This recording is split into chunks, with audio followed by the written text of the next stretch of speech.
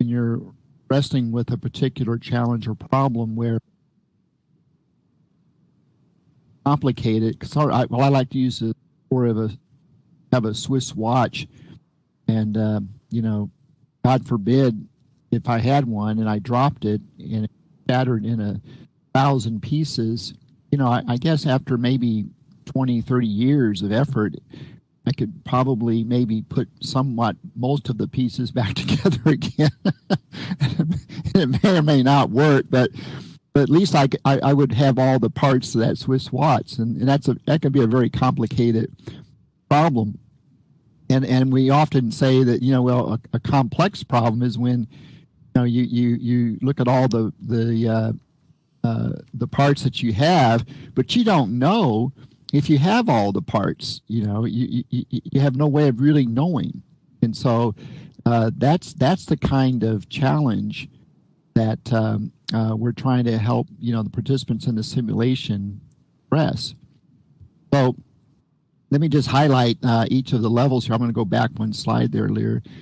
So we start out in the launch facility, and we try to model a lot of the current work that's being done with the science of lifting into orbit. So our rockets model a lot of contemporary work, for example, by SpaceX, and so you go through a training period in the launch facility, and you learn how to actually use the devices that help you during the simulation. And so we'll talk more about those devices, but the devices really link a lot of tools together for the participants. And really the simulation is designed to be supportive of people playing on their own or playing with others as part of a team. And we really encourage team play of the simulation.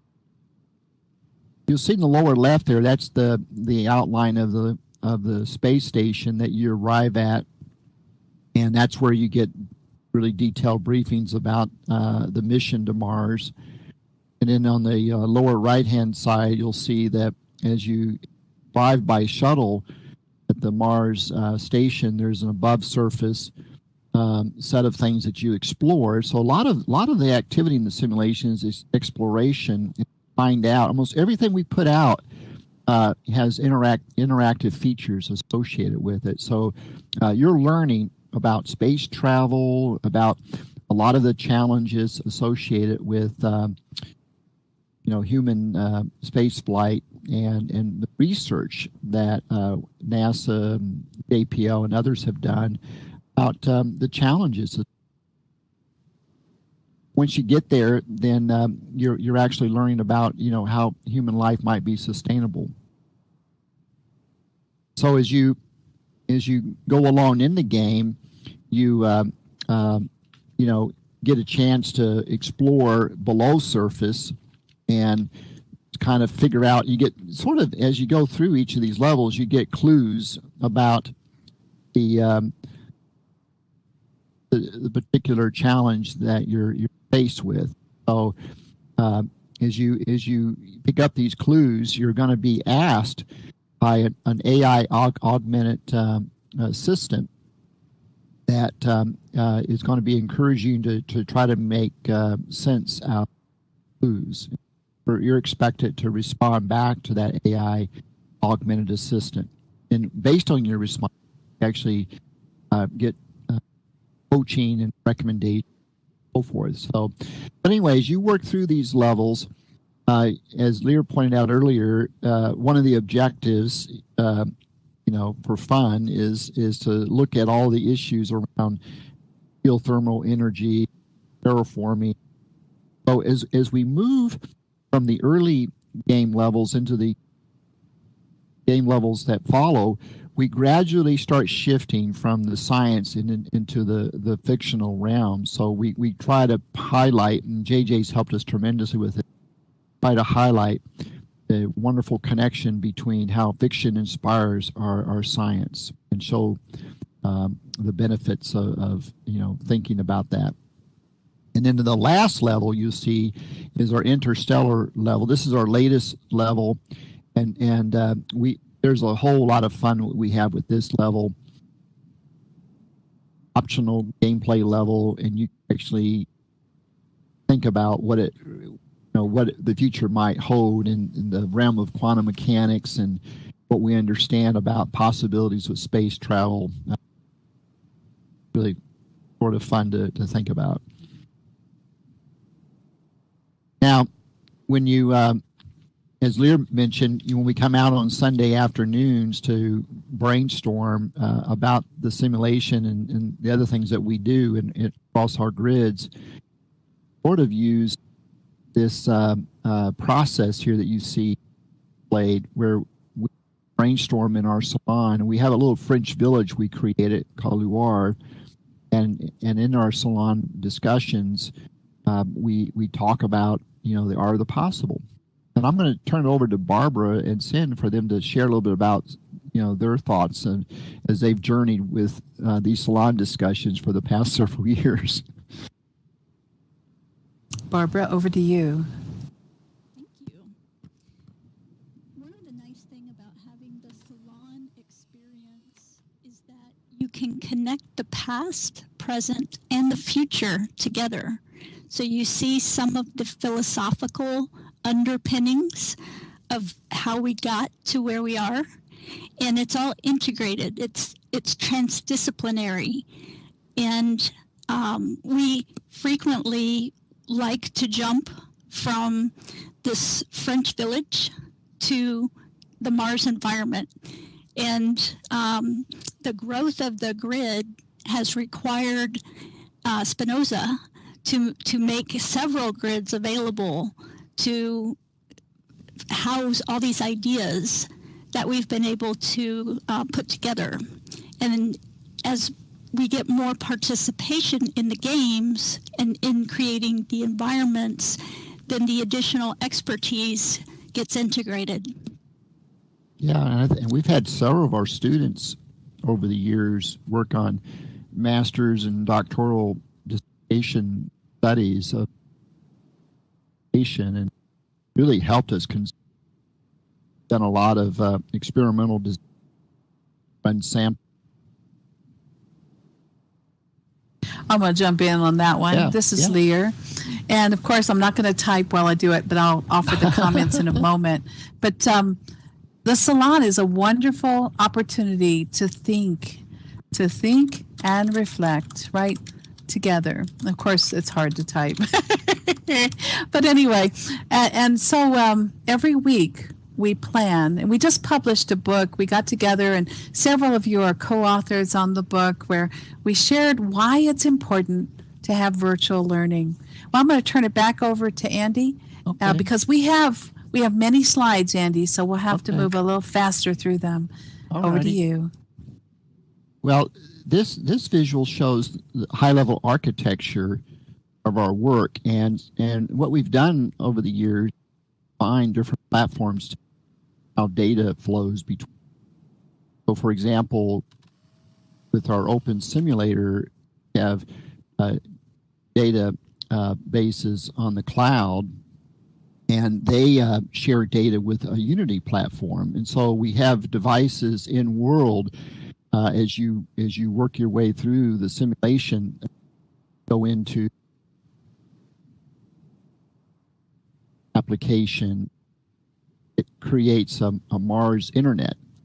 They're interacting through Mars internet to get. You have to involved in cryptology, so you have to crypt and messages. So it's a lot of fun on that level. And then we make use of a lot of cloud-based tools for triggering certain types of code on demand. So we use Lambda. And then for fun grins, we even connected up Alexa. So you can have opportunities to control certain things with that device. So we're looking at very over time modular, portable, mobile sorts of plug and play components to the simulation. So in that way, it's kind of like a kit that you can shape the nature of how the simulation can be played. Now this is a diagram that we got from the New England Complex Systems Institute. They've been very helpful in addressing the phenomenon of complexity. Many of their people, professors at MIT, and this is one of their illustrations of the nature of complexity. But we use this as part of our instructional material. By the way, they have wonderful courses you can take on complexity. I highly encourage you to take a look at. But the really nice thing about when you're teaching about complexity and helping people understand complexity is it's really a transdisciplinary area, and that's Barbara's specialty. Her dissertation research, she looked at transdisciplinary sets of things that you really need to be aware of as we push the frontiers of our science and how we work together in teams across. And you get a really interesting phenomenon with transdisciplinary work because you evolve into a language and perspectives that transcend, as it were, any particular scientific. Comes together in a nice way under framework of complexity. Now, we use this the story of Alice in the Wonderland in the simulation because there's a wonderful Lewis Carroll, the author of Alice in Wonderland, looking through the looking glass, where the Red Queen is helping Alice get oriented to the strange world that she finds herself in, and so Alice is highly perplexed. The faster she runs, it seems like not hardly making any. And in fact, she has to keep running faster and faster just to where she's located. And so our students often tell us they have a similar feeling, they're dealing with complexity. Just when you think you make progress on figuring some of the possible courses of action, things change on you. You have to go back and re-examine, consider assumption. So there's a psychology associated with dealing with complexity. Want our students really understand what it feels like dealing with things change pretty rapidly. And Carol Dwight at Stanford has done a lot of research on this. She's looked at mindsets associated with how people think about complexity and complicated types of challenges in life. But what we've done is we've taken a lot of Carol's work and we've structuralized the nature of these mindsets. So we're tutoring basically the participants in a simulation on how to recognize practices, good mindset, reflective, self-awareness practices, deal with understanding complexity and so forth.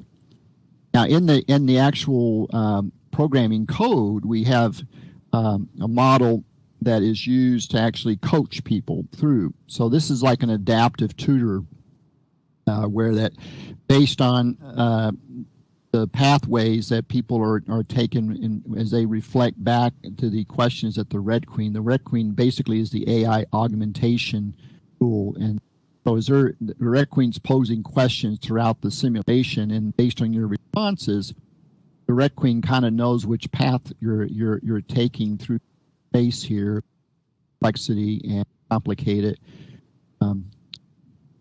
reflection.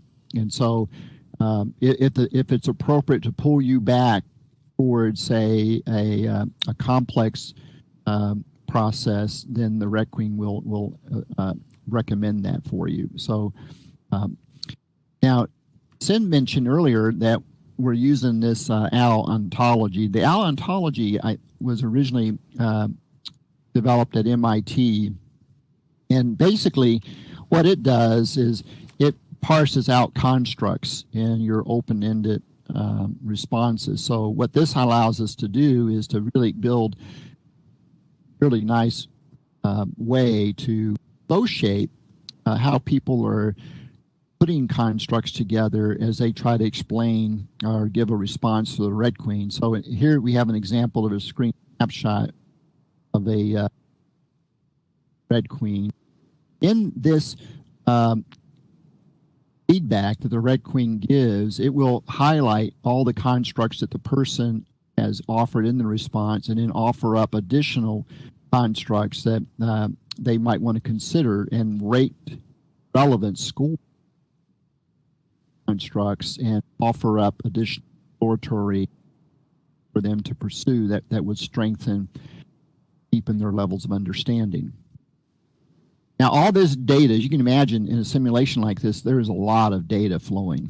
So we capture this data in our cloud databases, and we have dashboards like you see here, where instructors can go in and look at individual participatory, responses. And also, as I mentioned earlier, the simulation tools are tapping into this data. So it's looking at data from previous responses of a person as well as current response. So we have a lot of capability to, tailor the coaching, offer the right amount of scaffolding. Kind of like a Vygotsky sort of approach, right? We don't want to offer more help than is necessary or less than what we should be doing. Try to adapt it. We have gameplay features put into the simulation for a lot of fun. I'm going to turn this back over to Lear and Barb here, but they've done a lot of thinking about how to add gamification. Thank you, Andy. Yep. These badges are new to Barbara and I. Andy changes things so rapidly that every week or two we have new discoveries, new things. So he sent this slide, and I was like, badges. We have badges. And of course, I love badges. When some of my favorite ones that I have, and I'll have to type this, are very imaginative on their titles. I love badges that have reputation, or badges that have cool, colorful, things that appeal to my senses, right? And so these are all scores. So you see 1, 10, 20, that kind of thing. So these are important for measurement and assessment, right? And also for your own recognition of advancement. But this is another dimension to the game. Over to you, Andy. Yeah. Next slide. What you can do when you get one of these badges, it gets placed on your spacesuit. So it's a little fun thing for people. And the simulation is designed for, I'd say, anywhere from middle school up to level. So it's adaptable for different levels where they're at. And we're moving into kind of give you a sense of what this simulation looks like as it currently sits. And so here you have the rocket launch facility, and you can get a sense of the kind of environment that we try to offer the participants here. So I'm going to turn this over to Barbara. She spent time thinking about the things that we do to help prep people to get their astronaut outfit on and their HUD set up. Barbara? Go ahead. Before Barbara begins, I just wanted to make another comment on the badges. Andy, I didn't realize these were badges. These were patches that we were putting on our suits. Yeah. That's totally different. Yeah. I thought you meant badges like, the way we give badges to students that are just these little things that sit on their page, or, you know what I'm saying? Now, if it's something you're wearing, that's totally different, right? Yeah. It's a combination of a badge and patch, Yeah, where you can actually, I love patches. You can display it on your astronaut outfit, or it gets recorded in your data set. Excellent. Well, one of the great things about the design of how you've built from the Mars expedition in 2010 to now is including all this user experience design or human-centered design. And so thinking about what happens well before the simulation, how to get prepared, how to really kind of have an advanced organizer from instructional design, but then to move into the actual simulation, whether it's individual or whether more preferably in a group, to then get as far as you can in the time you have. There is so much in this entire simulation that it is probably not possible to do it all in one sitting. So part of the intrigue in the design has been to have the various levels for simple and complex, so that there's always an opportunity to come back again and again and learn something new. And as we try to connect actual science to these environments and the instantaneous activities of what's going on with NASA and some of these other companies, it's a very dynamic living laboratory. Clear? Thank you. We have 20 minutes left. And so Andy, you just move right along to the next slide. Okay, great. And let me see if I have something. The console. Over to you, Andy. Yeah, just to highlight that there's a lot of choices that are optional for how you help someone through the simulation. So one of the things that we say, we encourage instructors, facilitators to join with, and you can, as I said earlier, participants can actually go through the simulation on their own because there's control devices in the rockets and vehicles that you travel in. There's also consoles that facilitators and instructors can help.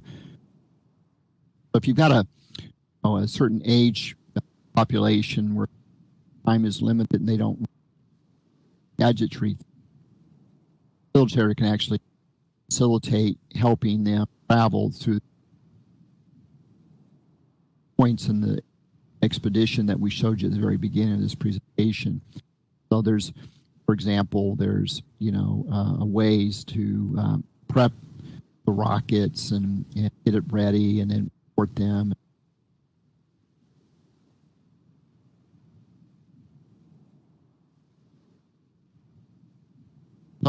So here you have a view, for example, of inside the capsule. So, now one of the things that we do is with some of the gadgets, is you go through the MarsNet.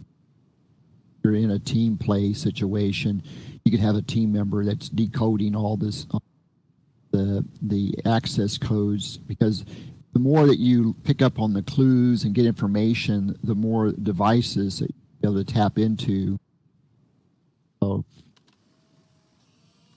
as you decode those access data, then you can actually plug them into other tools. So it's kind of a little bit of a fun challenge for people to figure out what devices they can actually tap into. Any thoughts, Barbara or Lear, about the capsule stuff? No, that's great, Andy. Okay. Show them the Enigma challenge, because I think that bridges with the decoding you're mentioning. Yeah. So as you put in the launch code and you take off, everything in this simulation is designed to take you there. So you're traveling actually through all these virtual vehicles. So you actually launch up to the space. Get on the shuttle tomorrow. And then, if other members are waiting for their time for launch, the booster, if they look up in the sky, the booster returns, lands on. We had a little fun with Elon Musk. Of course, I Still Love You barge, and so we have our little version of that barge. So the booster comes back and lands on the barge, and then it also then gets prepped for the next launch. So it's kind of a very dynamic environment. Something's always taking place. And as you can see here, we also even have a little capsule simulator. People can try out all the different gadgets in the capsule before they actually launch. And what Lear was talking about a few seconds ago is the console, the Red Queen console, and the Enigma tools. So Alan Turing is a big inspiration for. I had spent some time at Oxford and got to know quite well one of Alan Turing's colleagues. That came away from that time very inspired. So we've kind of replicated the Turing devices and also the German Enigma encryptor. So the game can really be played with teams, with other teams. So we wanted the simulation to be very fluid in the number of people that could play it. So actually you could set up like a team A and a team B, with each team having 5 or so members. They actually have very dynamic roles working across simulation with each other. You want to say anything about the Enigma tool? Yeah, there? I did. The Enigma engine is a tribute to it. We used it in a different game, a perversive computing game, similar to Pokemon Go, where you could go out, take your handheld device, so we do have a mobile app, collect codes or data, and then come back into the virtual world and put it into this to decode it, to decrypt, decode. The Enigma engine translates into Cherokee. Back to you, Andy. Oh, yeah. I'm so glad you brought that up. I'd forgotten all about that. But, yeah, we use the Cherokee syllabi as our coding mechanism, and so that's a lot of fun. So you actually get a chance to learn about the Cherokee language as you play the simulation. But anyway, you eventually, get to the space station. And so what we've done here is we sort of modeled the modules of the space station after the International Space Station. We don't have the complete International Space Station represented here, but the modules are fairly accurate in terms. So, like the Harmony docking module and the actual represented capsule, as you approach the station, can be seen by the participant as it lines up to dock at the space station. So, and all through the simulation, you're having a chance to really observe firsthand. So as you're traveling through the atmospheres, you get a sense for that, and then as you get in up to space, takes place. And once you get docked in, you're there at the space station, and this is where we intend for time to be spent by the participants to explore and learn about some of the aspects of the National Space Station, science of it. And we have a little commons area that we get together and for discussions and briefings about the next phase of the simulation. This is where participants can actually, with the facilitator, have questions and discussions. Any thoughts there, Barbara, Lear, we're a big believer in commons, and we put common areas in almost everything we do, just encourage that sharing and group discussions. Yeah, I was particularly interested in tracking what's going on with the hydroponics and microgravity. Yeah. Since this is such an issue for urbanization and the future of food security on our planet, how will this work on the space station, but also on Mars? So, and then connecting that to science fiction. I know Lear is a big fan of The Expanse science fiction TV series, and we're all eagerly awaiting season 4. Belta Loda, you bet. For any Expanse fans out there, or do you guys know what I'm talking about? If you have not seen The Expanse, it is on Amazon now. It was a Sci-Fi Channel production. It's amazing. And of course, much of what they're doing, I keep telling Andy he needs to see the show because it really maps with some of the things we're doing in this science-based or build.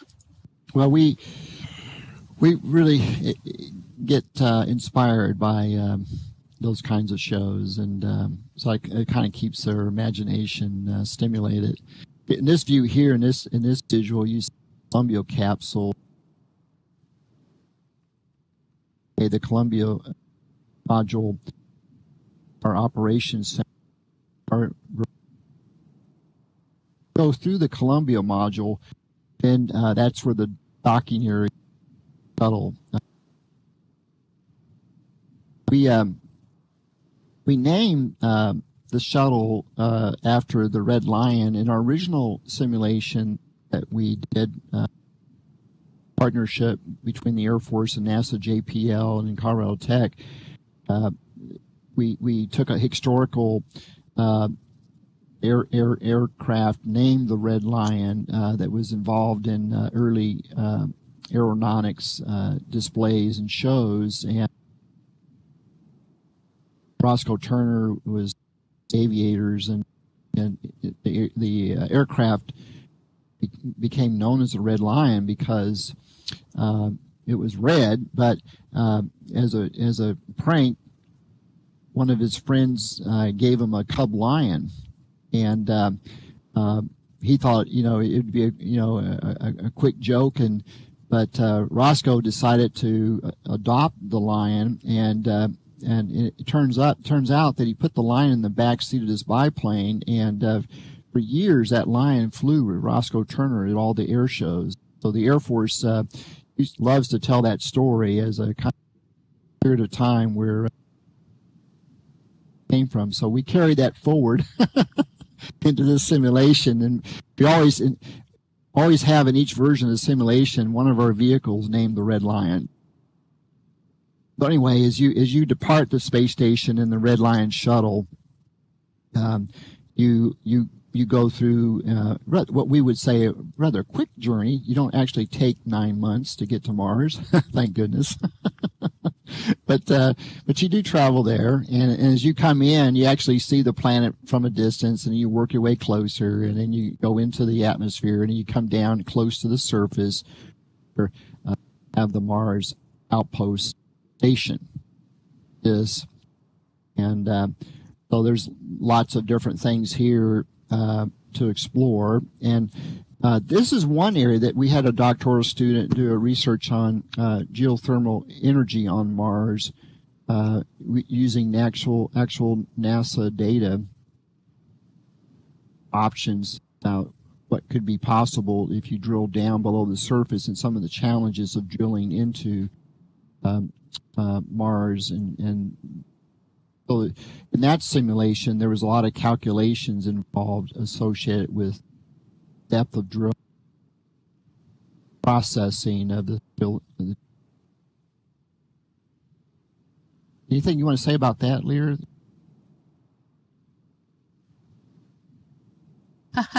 Yes, what I was just typing. In the Mars geothermal, we had a little thought experiment. We had an IRB, it was a formal study, and we asked ourselves the question, if you were a code fragment from the Matrix instead of human, I should have said instead of human, right? If your avatar had shared an identity in common with the subject you're studying, would you learn better? And so that was one of our thought-provoking. We have these little thought-provoking thought experiments or ways of thinking and doing, and that was one from 2011. Andy, we only have 7 minutes left, and I want to get to more of the cool content. We are actually doing good. Oh, good. Awesome. Then I'll quit cracking the whip. I love it when you do that. You make sure that we don't stumble. This is now, we have a below surface part of the Mars station. So you take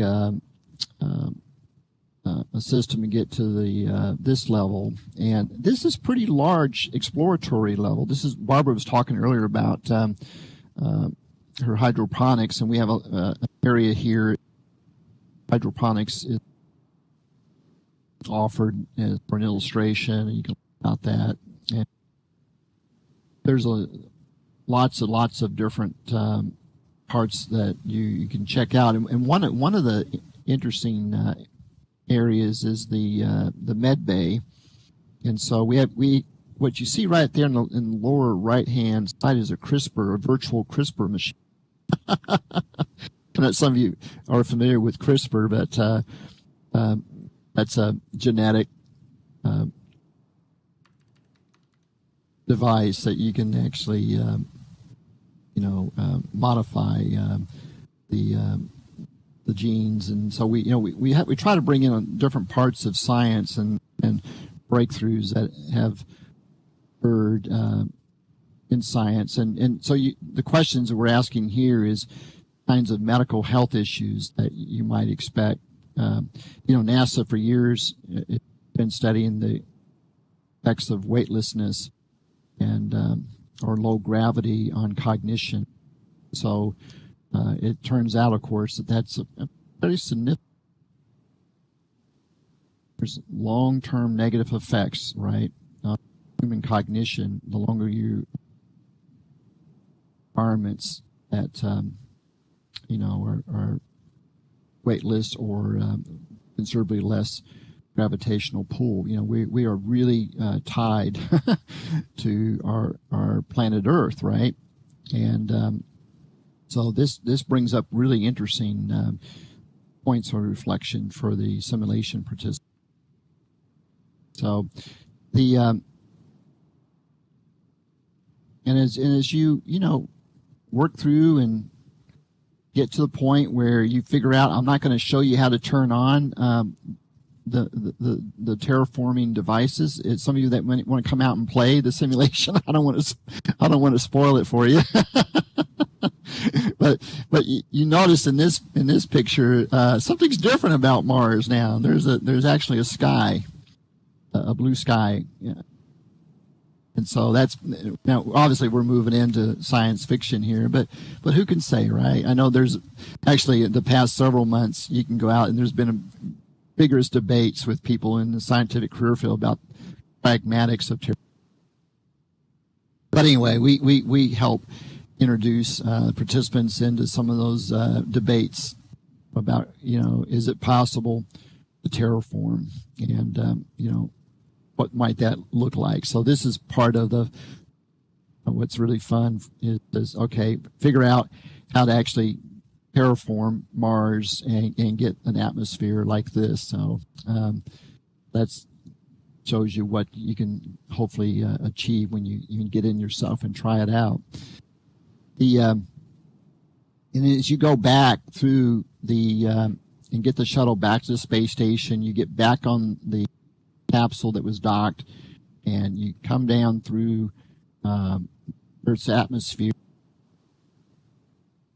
chutes deployed, and you get picked up by the barge, hopefully for a safe vessel mission. And so we have for our question visual, we show you the last interstellar part of the gameplay. And so if you, I'm not going to spoil it for you by telling you how you get there, how you get to this point in the game, but you might find yourself able to actually discover what the concept of interstellar is. I'm going to answer that question. A day.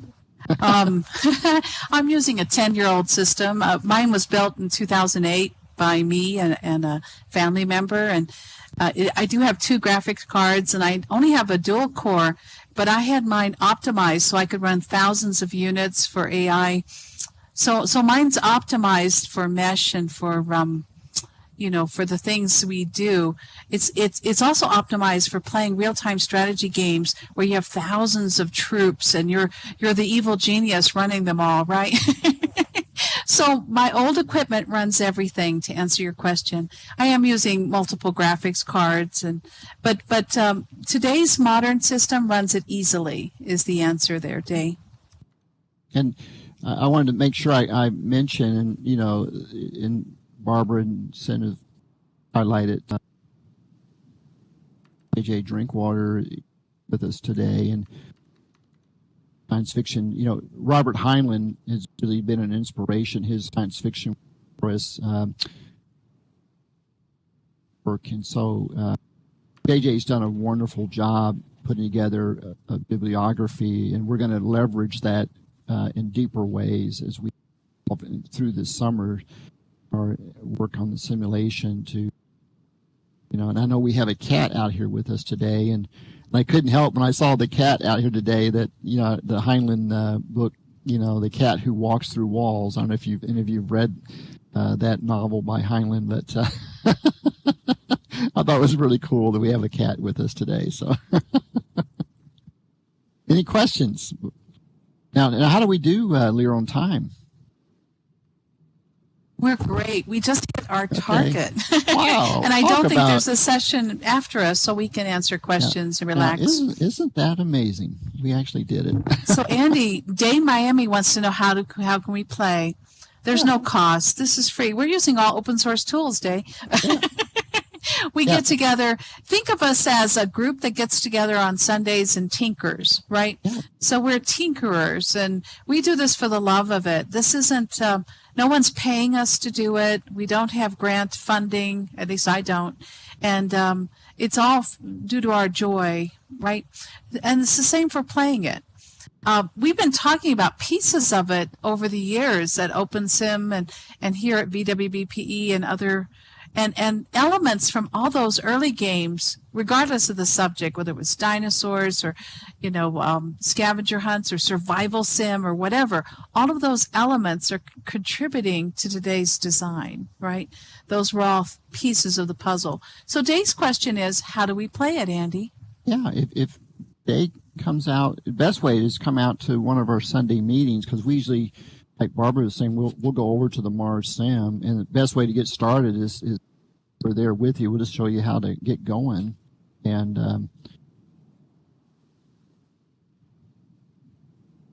I think he wants the link on how to create an account. So Dave, if you'd whisper Spinoza, he'll give you that link. I mean, I don't know if we're going to put it in the open chat, but if anyone's interested in playing or wants to come out, and of course we open it for others to join us. We're not a closed community by any means. We are accessible on the hypergrid.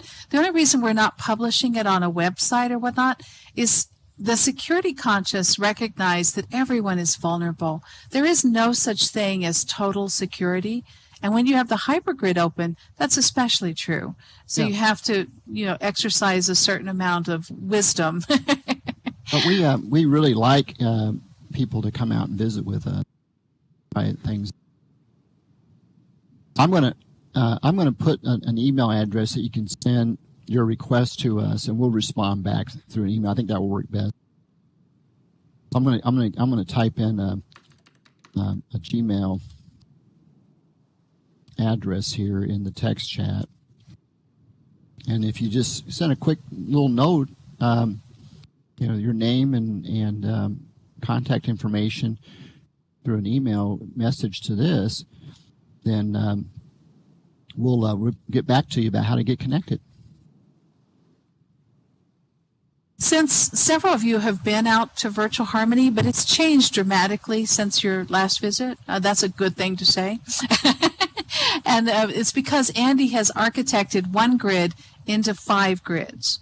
So he has them in 5 separate areas, and we navigate between them not using traditional hypergrid means where you put the URL into the map. We instead have a device, and you click it, and it instantly teleports you there.